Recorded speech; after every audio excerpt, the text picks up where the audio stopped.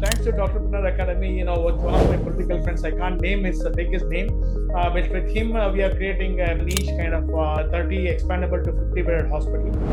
This will be a pure kind of orthopedic kind of unit, and already construction is being done. Maybe another 8 to 10 months it will be ready, and I'm trying to sort of network with other people also.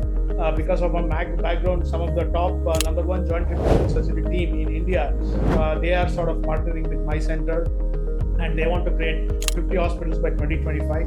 So I got number of lands. So thanks to Dr. Pinar Academy, I met Mr. Mayur. If they become like a hospital, then I can ask this Ahmedabad team to come and plug and play, take over those units also.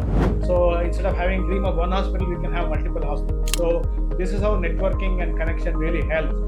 Because you not only develop your own land, create a multi-source income, what you teach in Dr. Pinar Academy, but also you can plug that into other top connects that you have in India, and instead of having one hospital, you can have 5 or 10 hospitals, that kind of a thing.